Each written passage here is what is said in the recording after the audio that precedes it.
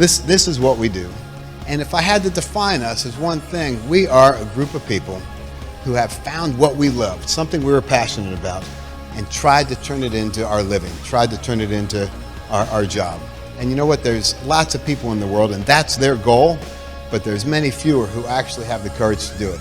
And it's something that makes me really proud to be a part of this whole group. So I've had many different experiences in a wide variety of fields. All of these, to some degree or another, required a team. None of these did I accomplish the goals completely on my own. Which brings us to the age-old question, what is a team really? The very core of what defines a high-performance team is this: a group of individuals committed to the pursuit of a common goal who need each other to achieve it.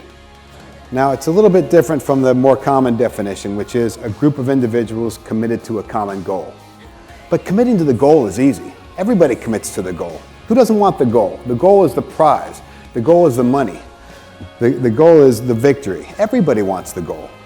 But committing to the goal without committing to the pursuit of that goal is meaningless. A goal is something that we set our sights on, something we work towards, something we strive for. But for most goals, certainly any that involve sports, there's also no guarantee that we're ever going to win. What is guaranteed is that in the pursuit of that goal, there's going to be times where it just seems too hard, where it seems too difficult, times where the goal just seems completely out of reach. In times like that, the people who have committed only to the goal itself are going to get discouraged. They're going to lose hope. They're going to start to want to quit. They're going to look for an excuse which gives them a justified reason to fail so that they can walk away believing that it's not their fault. Okay, listen to this. This happens more than we realize.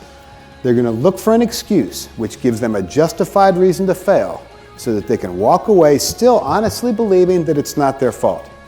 I've done this before and I didn't even realize I was doing it till I look back at it. It's not something we necessarily do intentionally or even consciously. It's more of a defense mechanism. It allows us to feel better about failing. I would have won the World Skydiving Championships, but the owner of TAG changed everything and put that goal completely out of reach. It's absolutely true. Not my fault. The agriculture industry would be thriving, but the regulations just have our hands completely tied. It's absolutely true. It's not your fault. But if you accept that excuse, you still fail. For the people who are committed to the pursuit of that goal, of course it's hard. Of course it's difficult. Of course it seems that sometimes it's completely out of reach. No worthwhile goal can be any other way. You set the goal and then you set it aside. You make a step-by-step plan of how to accomplish that goal and you get to work. You wake up every morning ready to take on the challenges at hand. That's how it's done, and that's the only way it's done. Having finally achieved this goal I was after, I could not have been more proud. But those particular championships and those medals, they were single moments in time. They were so short-lived. You know, really pursuing your dream, going after your goal, that was a way of life. And after almost having had my life taken away from me, that's the way of life I'm always going to choose to live. You know, all of you guys have great ideas. That's why you're here. That's what TED is all about. And with those ideas come specific goals. Make sure you're not just talking about them. Go after those goals. Pursue those dreams. Follow your passion. I know these are cliches you're sick of hearing, but they're not only cliches. They're very real if you want to make them real. Ask yourself those two questions. Is it possible for you to succeed? And if so, do you want it badly enough to do what it's going to take or not? If you answer yes to both those questions, then you owe it to yourself to try. It won't matter. It won't matter if you actually win or not. Make it to decision time.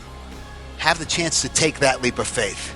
Even if you don't accomplish exactly what you're after, the pursuit of that goal itself, just by doing that, you'll enrich your life more than you had possibly anticipated. And I strongly encourage you to do so. Thank you.